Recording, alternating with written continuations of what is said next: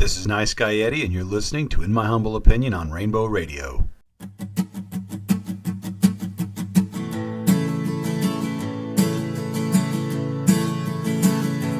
What did forever mean when you said how long you'd love me and hold no one else above me for the rest of our lives?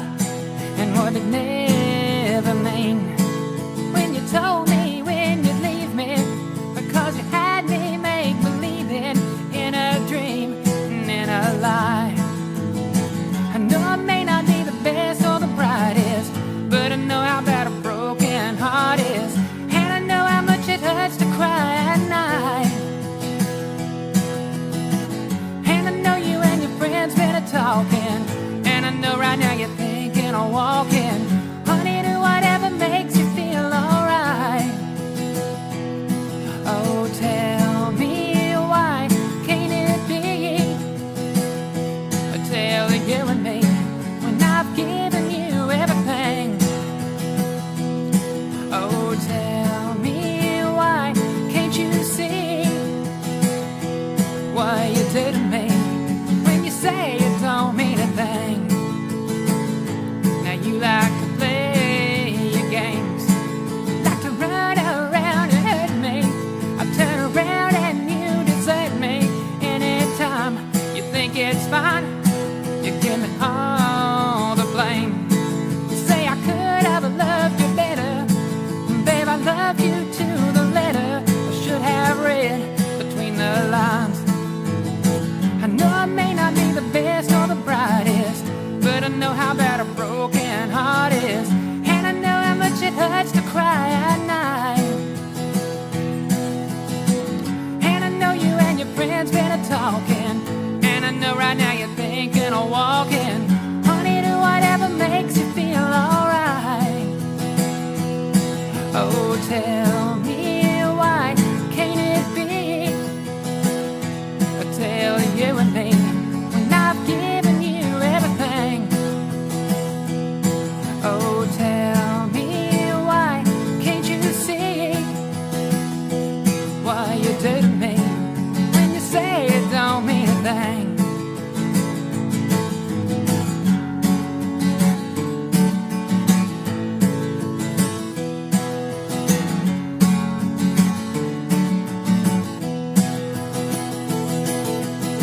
I know I may not be the best or the brightest, but I know how bad a broken heart is, and I know how much it hurts to cry at night. And I know you and your friends been talking, and I know right now you're thinking of walking. Honey, do whatever makes you feel alright. Oh, tell me why can't it be a tale of you and me when I've given you everything? Oh, tell me why can't you see what you do to me when you say it don't mean a thing? When you say that it don't mean a thing.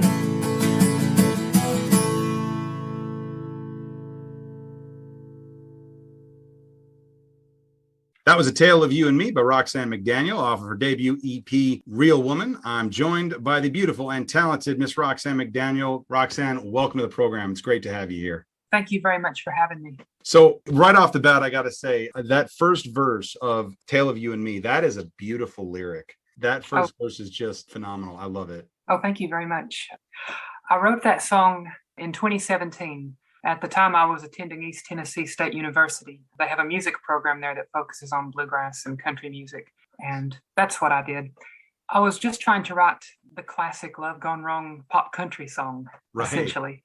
And we'll talk about a lot of the varying themes that you touch on in your music. And so it's interesting, or it's ironic maybe that what I chose to lead with was a country song about a broken heart, because that's rare.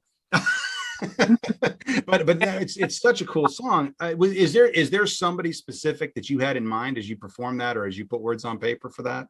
No, I'd had a few relationships in the past that went poorly, and that was just sort of an expression of frustration of those several bad relationships all sort of gelled together in one single tune. Yeah, and it is a beautiful song, and especially that first verse, just really that was a beautiful lyric. All of you write all your own songs then? That's correct. How long have you been playing? I've been playing guitar for 20 years.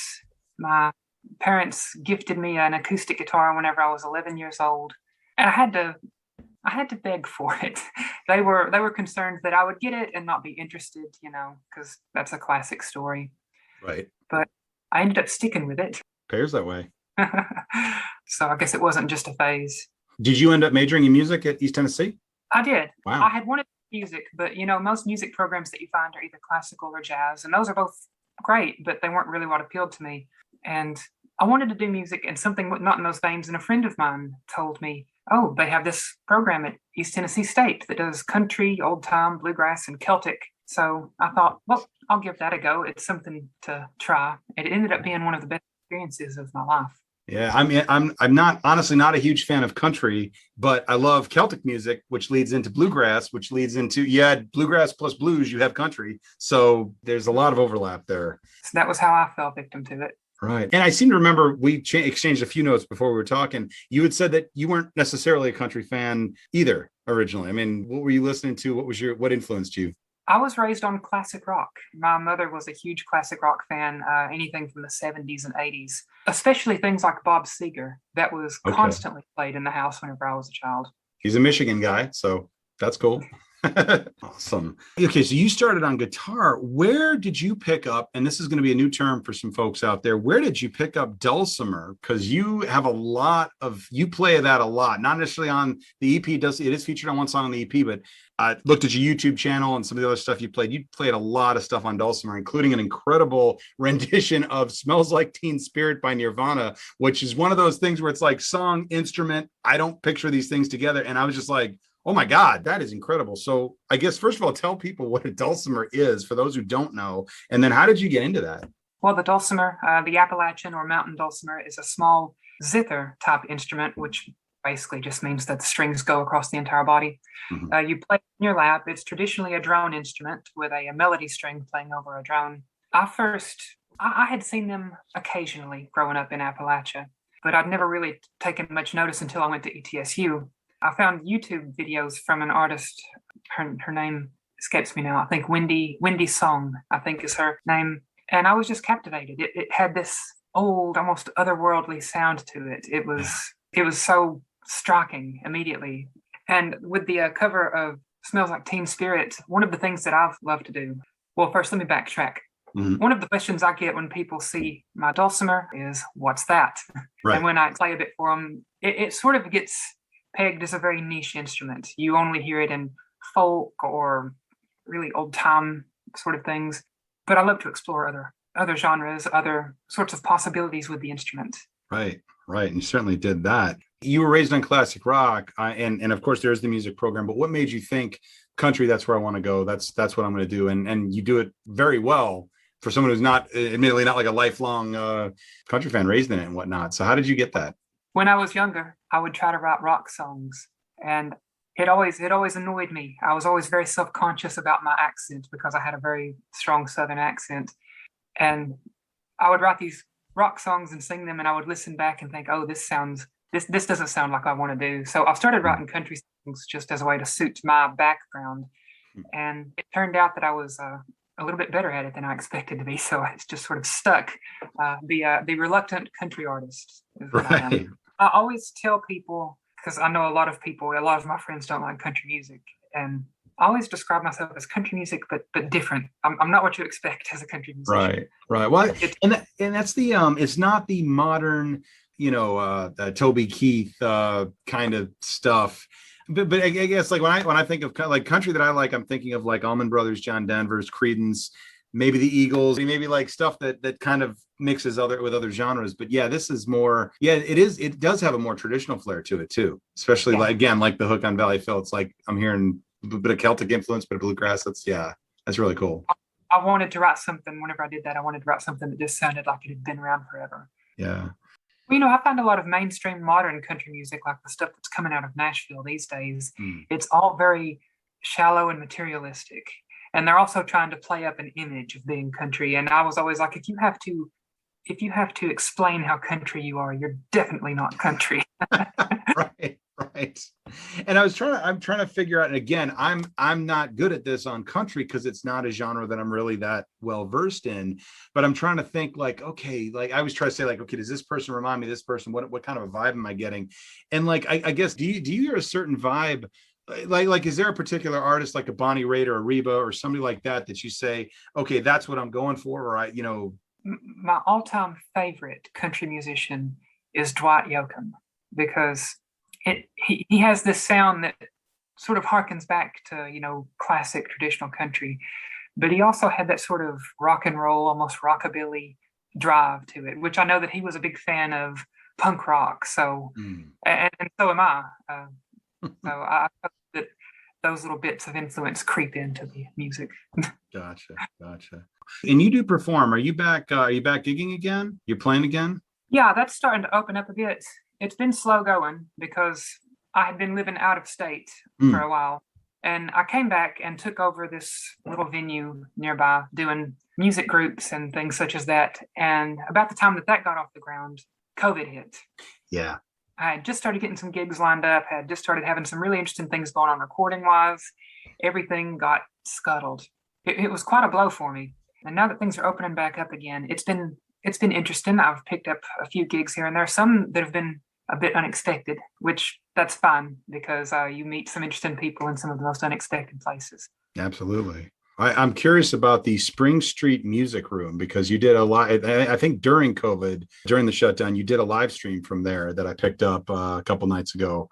Tell me a little bit about that place. That seemed interesting. Yeah, I had been looking for a dulcimer group to play with, and some people had pointed me toward this man that lives in the next town over, Jonesboro, this guy named Don Berger. So I went and joined their little jam session. It's just a sort of a circle musical group where everyone takes turns playing a tune. And immediately, they really appreciated the things that I was doing on the dulcimer. And I kept coming back. And once COVID hit, we couldn't meet in person anymore. So we started doing all of our music group on Zoom. So I was nominated to host it. And as a result of that also sort of snowballed into the idea of, hey, since the venue is out of use due to COVID, what if we used it as a hub for live streams? We could bring in artists from around the area who have lost all their gigging income and set up a space where they could have a really good, reliable service with great sound and great video. So it was really just a project to keep ourselves afloat and to try to help out what musicians we could in the meantime. That's awesome. And when you say in the area you're talking about, is this around Nashville or where in Tennessee? You're in Tennessee, right? That's correct. In Northeast Tennessee. I'm based out of Johnson City. Oh, okay. Yeah, I know that the last year has been, I have a lot of musician friends. My wife's a musician. And yeah, with everything shut down, it's like, everything freezes. The joke around here, though, is that, there was a musician that was out of work, couldn't gig for a full year, went up to add up his losses and found out he saved $128.32. It's unfortunate how accurate that is. Right.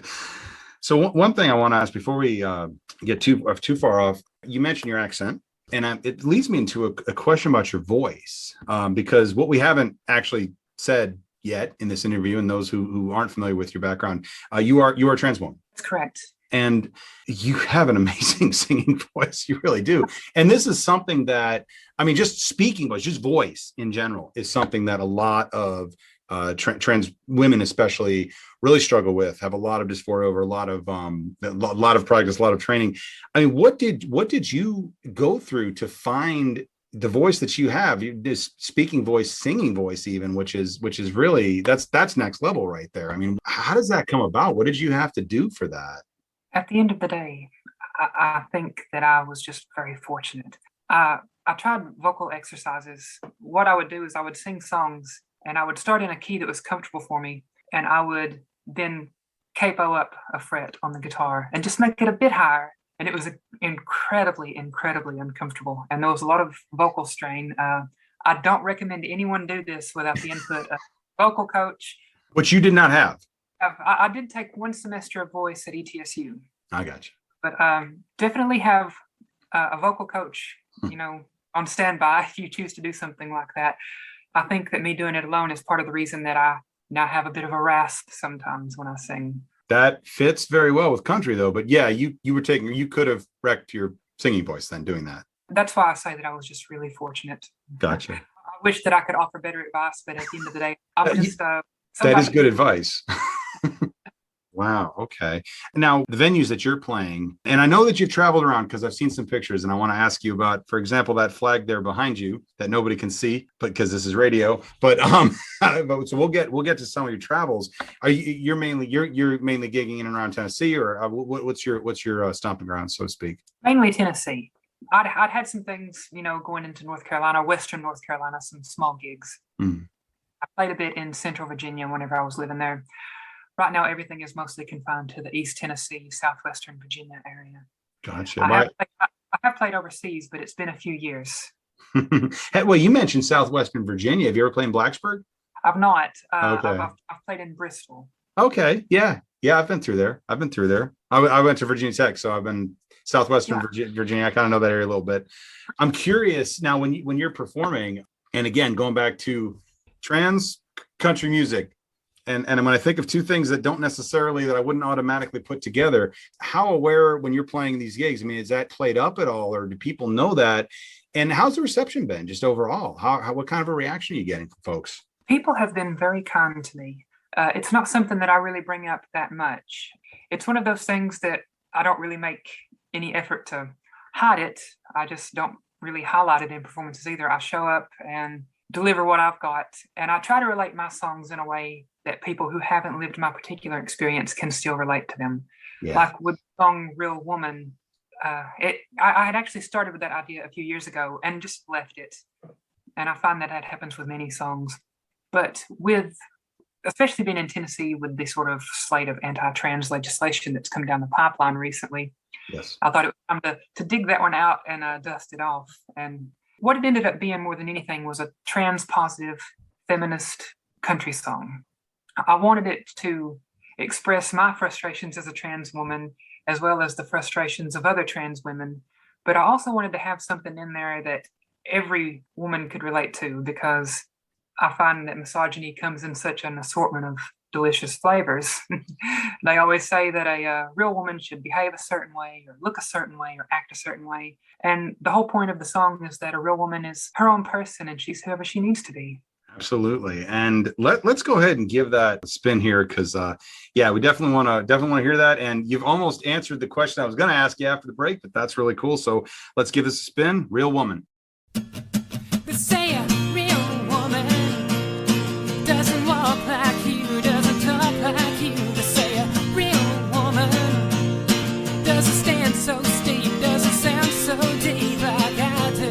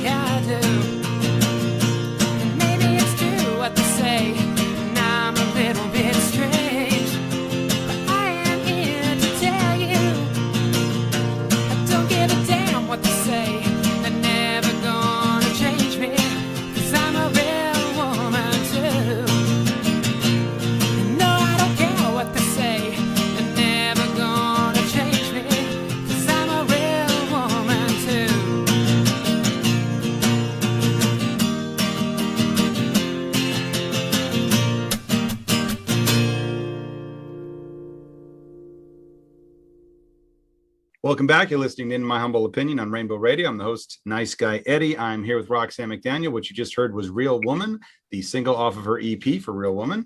So about this song, you mentioned before the break that this was an older song you'd written, that you dusted it off. And it was interesting because, again, I became aware of you through a Trans and Allies Facebook group, saw that you were posting up on there. And so when I first heard the song, I knew that you were trans. And so obviously I'm listening. I have a lot of trans friends. You know, this is a very common story, unfortunately, sadly. And so I'm listening to it and I'm hearing through that lens, I'm hearing all of that kind of stuff.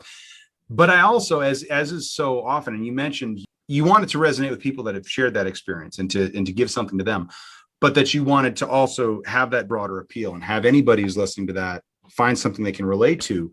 And I remember thinking as I was listening to it a couple of times that if I didn't know you were trans, when I first heard it, I would be thinking, yeah, like you said, this is a feminist anthem. This is an anthem for every tomboy, every woman who's too skinny, too fat, too loud, too quiet, too slutty, too prudish, too whatever, because women are always too much in some way for some person.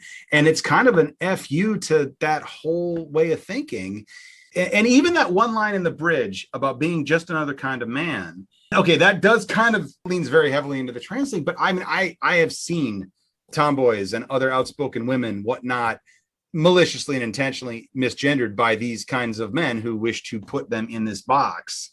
And I'm, yeah, really, it works. I was going to ask you basically if there's a message here for a cisgender feminist tomboy out of the box type, and it sounds like that's a big influence for it.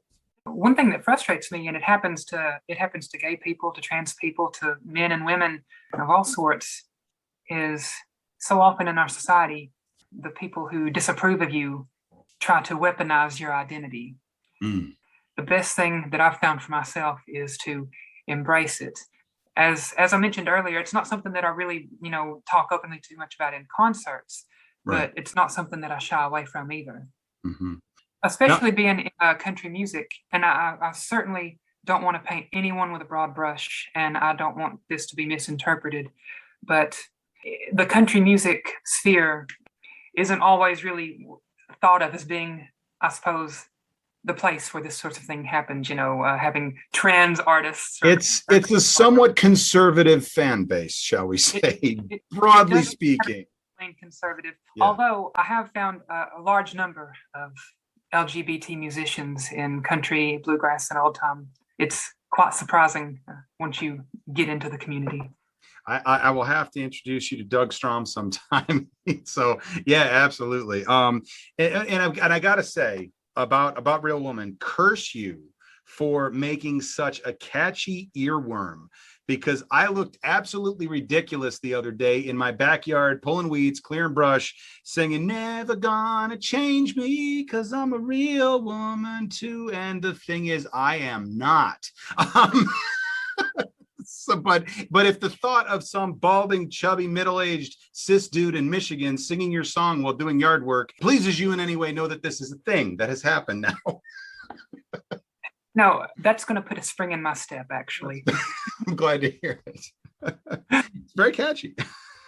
Thank you. I always try to write with some pop sensibility. Even when I do a song that leans a bit more traditional, I always want to have some pop element, because I want people to, appreciate the message, but I also want them to just enjoy it as a piece of music. Right. And now I'm curious if, and again, I know it's the sort of broad story, but I wonder if there are any like particular experiences that stick with you as you're thinking about as you're dusting this off, so to speak, and finishing it off. Were there particular times? Was it state of politics? Like what was it that made you sort of say, okay, this now is the time I have to put this out, and not just dust it off, but it's the single more or less. So yeah, it had been something that I'd wanted to put out for a while, and I had in the past had these grandiose ideas of doing a full album with that title. And like I'd mentioned before, I'd been working on a couple of recording projects prior. I'd actually recorded a full-length album a couple of years ago, and I was so dissatisfied with the final product that I shelved it. Interesting. So I wanted this EP to not just be a statement about transgender women, honestly, just trans people in general. I also wanted it to be a statement of purpose for myself. As you look at the cover of the album, it says Roxanne McDaniel, Real Woman. It's as much me making a defiant statement about myself and who I am as it is a message for other people who might have had similar experiences. I grew up in a really small conservative town in East Tennessee, and it was the sort of town, where everyone knows everyone else, which can be to your disadvantage if you're a trans person. Because, like I was saying, when I came out, the word spread essentially overnight. Everyone knew me, everyone knew about me, and everyone had an opinion. It got to the point that I no longer felt safe going out in public alone because I received so much harassment, threats of violence. That's actually the reason that I went to ETSU. It's a story that I don't tell too much, but whenever I applied to ETSU, I was just so desperate to run away, but I had nowhere to go.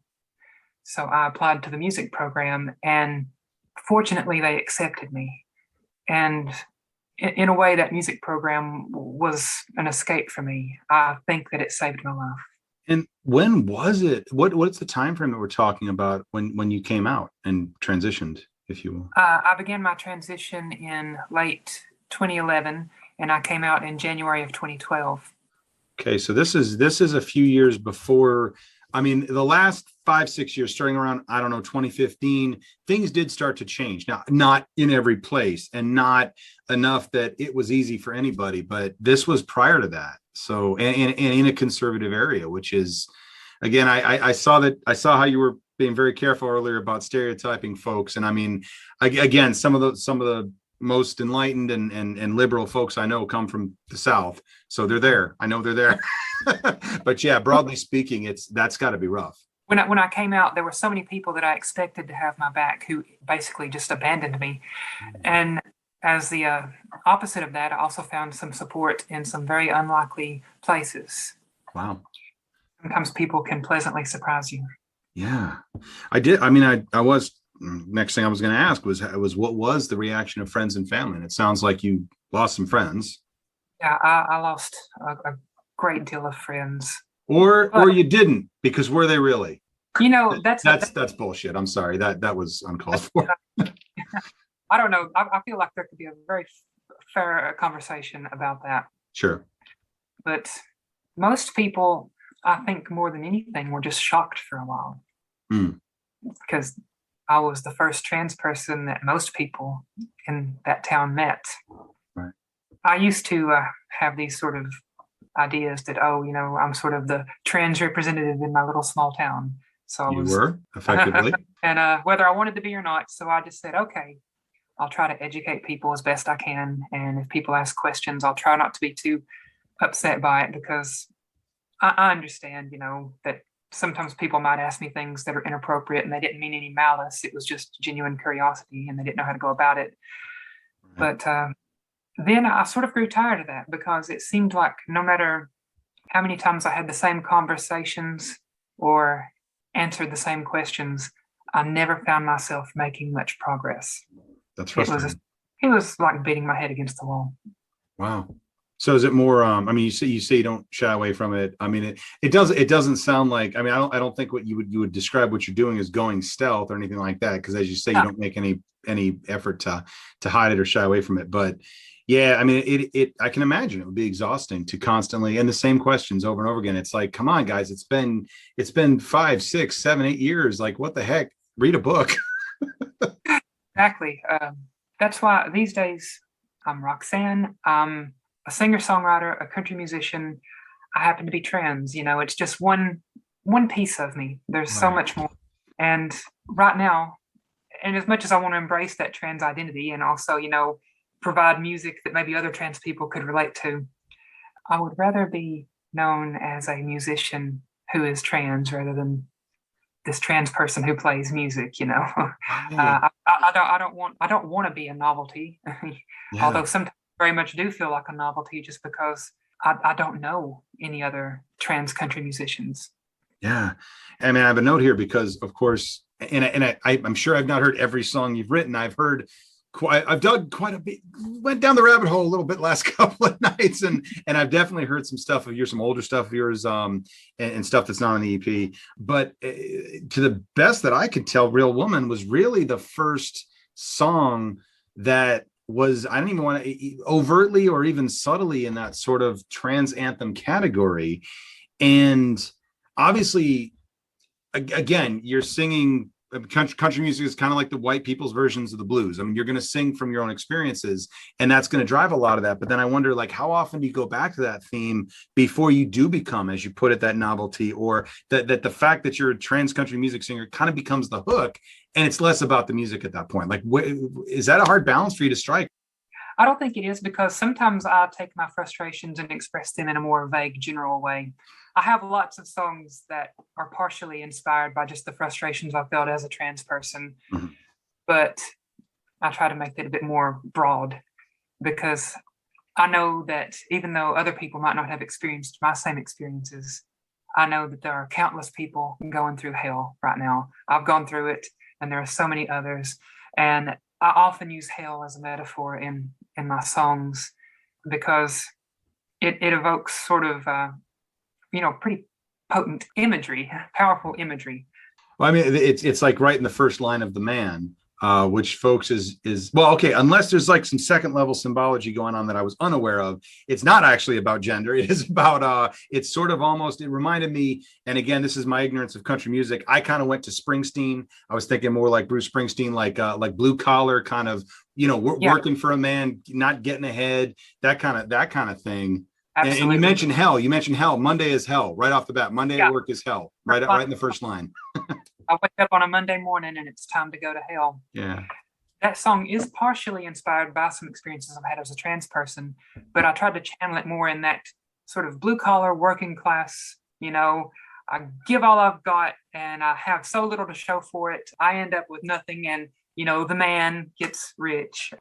Wow, that actually does work on more than one level. It's like I didn't see that second level there. Wow. When I wrote that, I was just very frustrated with my job at the time. Not only was it stressful and I was putting in much more work than I was being reimbursed for, I was also facing a lot of workplace harassment and bullying. Because I'm never overt with my transness, I have found myself repeatedly in situations where I get treated poorly and then have to tear myself apart inside. Is it because they know that I'm trans and we're dancing around the subject, or is it something else? I suppose it put a bit of paranoia in me. I mean, run-of-the-mill sexism too exists. Exactly. And that was one of the less well thought out questions that I was trying to ask people years ago, early on, was that, like, is experiencing sexism, is that, like, obviously it's frustrating, but does it validate how you feel? It's like, hey, sexism. Yeah, that's obviously a very clumsy question to ask. I don't ask anymore, but I'm curious how, because like you said, it's like, is it this, is it that? I would love to answer that, because I have found myself having such conflicted feelings. It's a very bittersweet moment. Right. Like, if walking down the street, just happened a couple of days ago, and get catcalled, my first reaction is, oh, gross. But then I think, hey, inside.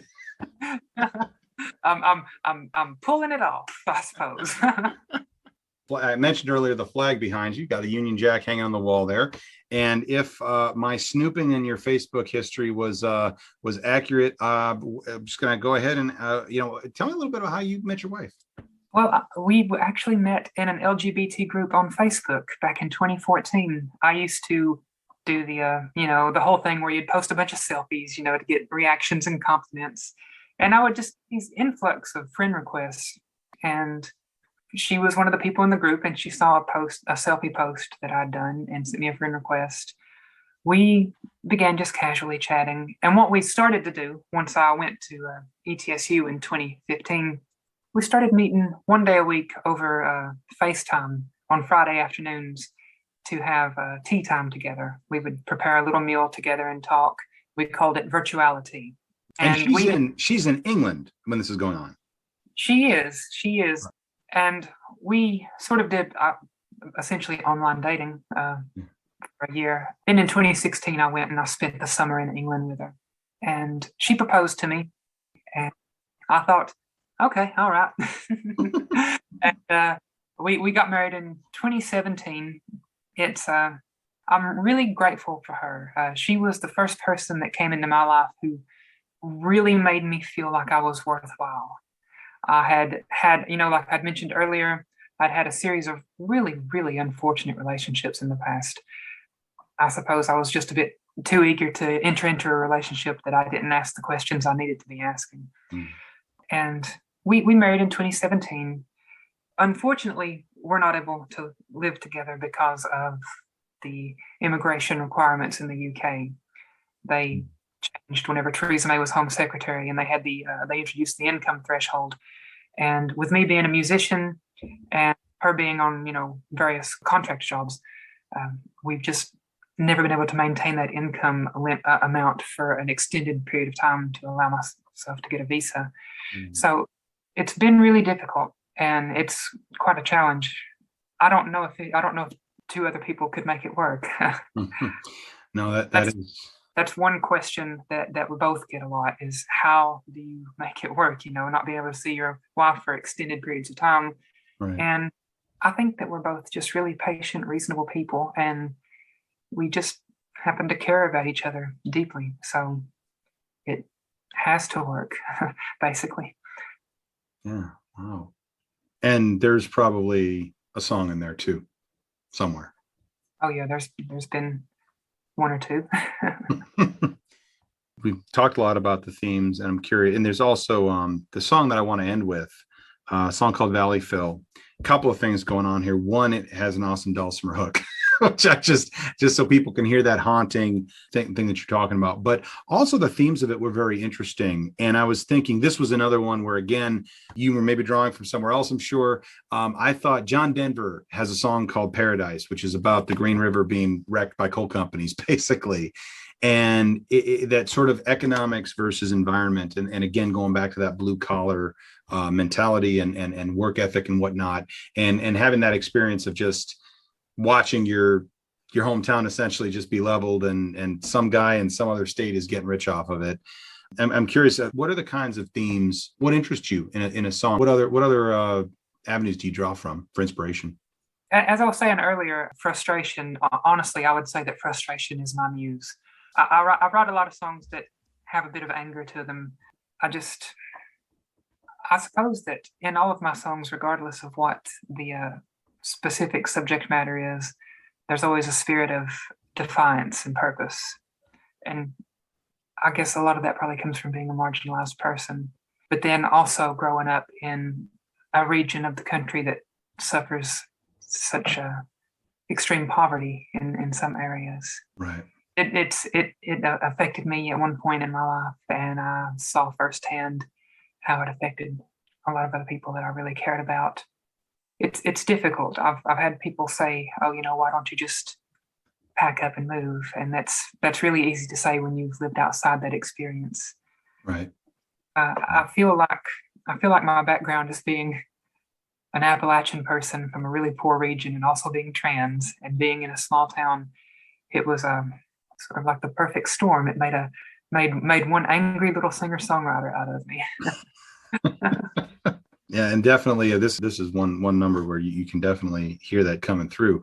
I mean, aside from I guess, well, I'll let you tell me. Kind of curious, what made you choose dulcimer for the string as opposed to playing on guitar or something else? But because I believe this is the only of the 5 songs on the EP. This was the only one that is not played on guitar. What made you go with dulcimer on that one? Well, this one actually isn't on the EP. It's sort of a standalone thing now. I'm sorry, you're right. That's right. It's not on the EP. Yeah. That's right. The EP is purely guitar, although yeah. Although I am working on some other projects that have dulcimer. But one of the reasons was not just my love for the instrument, and I also wanted it to have sort of a haunting, droning, old world quality to it. But another reason that I did it is because I wrote the song specifically about, a very major issue in Appalachia. And most instruments that you see in country and bluegrass, things like the guitar, the banjo, the fiddle, they all came from somewhere else. Mm-hmm. And dulcimer is the only instrument that's native to this region. Mm-hmm. So I wanted to sing a song about an Appalachian issue as an Appalachian person playing the Appalachian instrument. It was, I suppose, in a way, just a little bit of a statement of identity. Yeah. Wow. I did not know that. That's interesting. Wow. So what is coming up next? Is there an album coming out? You mentioned some other recordings. I feel like you got enough songs, but you said you weren't satisfied with it last time. I've written so many songs that I could probably record an album or two out of the ones that I have forgotten. I've currently got a band together, a bassist, a drummer, and a fiddler. And we're in rehearsals right now. And the plan is sometime in the next 6 to 8 weeks, go into the studio and begin working doing a full-length album follow-up to this that will be more polished. It won't have any of these songs on it. I do intend to re-record the songs from Real Woman with a full band at some point. But the album that I'm working on now is sort of another statement of purpose, as this was, because this is sort of a reimagining of an album that I tried to record a couple years ago that ended up being a disaster. I feel like the delay only made the material stronger. There were things that got cut, things got rearranged, and the new album is going to feature quite a lot of dulcimer. And there's going to be one single that I'm really excited about called "The Way of All Flesh." I've actually been contacted by a publication called Dulcimer Players News, which is basically, as far as I know, the world's biggest magazine for dulcimer players. There's actually enough of us to keep a magazine in business. So I'm hoping to get that out as a single and also promote it via the magazine as well. It's going to be called "The Way of All Flesh" is the name of the track. And it's another theme that I touch on a lot in my music, which is death and mortality. Okay. And if people want to follow that progress, hear about it, know when it comes out, you got some social media links, YouTube, anything like that they should check out? The best way to follow me right now is to follow me on Facebook at Roxanne McDaniel. And you can also find me on YouTube. Just search for Roxanne McDaniel. You'll find live performance videos. You'll find tracks from Real Woman that you can stream. And I'm very active on Facebook. So if you want to keep up with the latest, that's the best place to follow me. Awesome. So what's the next big gig? Is the album, the recording? You got some shows coming up? I've got a few shows sort of in the pipeline. They've not really been finalized yet. It's been a very weird year for gigging. That's true. But right now, my primary focus is just getting in the studio and getting this album produced. Roxanne, thanks so much for coming on. It's been great talking to you. Good luck with the album. I can't wait to hear it. I hope to have you back when it's released. Absolutely. Thanks so much for having me. It's been a pleasure. I'd like to thank Roxanne again for coming on the program. Had a great time talking to her. Really enjoyed listening to her music. If you'd like to hear more of her music, her EP, Real Woman, is available on Amazon. You can also catch her on Spotify. And if you'd like an autographed copy or just to support the artist directly, you can reach out to her at Roxanne McDaniel at rocketmail.com. Her Instagram is at McRockerton. If you reach out to her there, you can get an autographed copy by directly. And as always, if you have any questions or comments about anything you've heard here tonight or suggestions for future shows, guests, or topics, please email me at niceguy9418@usa.com. You can find me on Facebook at Eddie Cabot, Twitter at NiceGuyEddieCab. Nice Guy Eddie's, in my humble opinion, is also on YouTube, so you can catch me up there, leave a comment, or leave a comment on my blog at eddiecabot.blogspot.com. Hope you enjoy the rest of your evening. We're going to leave you tonight with a song that features that otherworldly sounding instrument that we were talking about earlier, the dulcimer. It is called Valley Fill.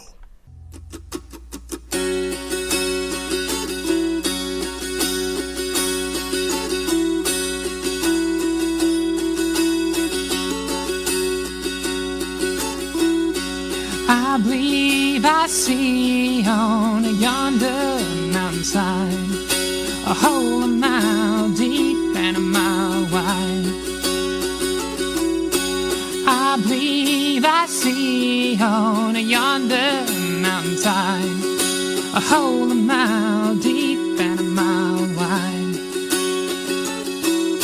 And all the morning hung my head and cried. All the morning hung my head and cried.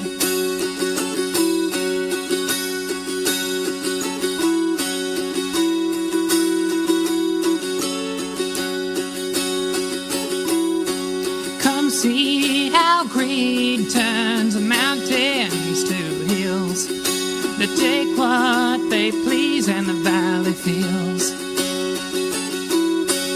Come see how greed turns mountains to hills, that take what they please and the valley feels. And we don't see a dime from what they steal, and we don't see a dime from what they steal.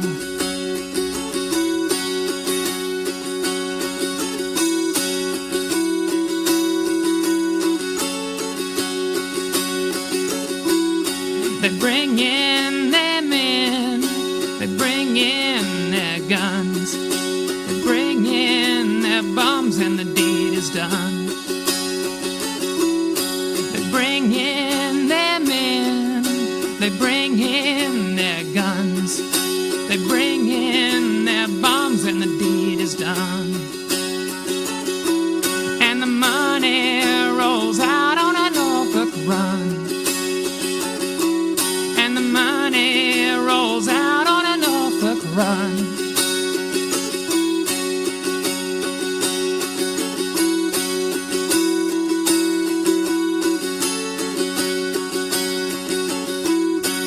I believe I see on yonder mountainside a hole a mile deep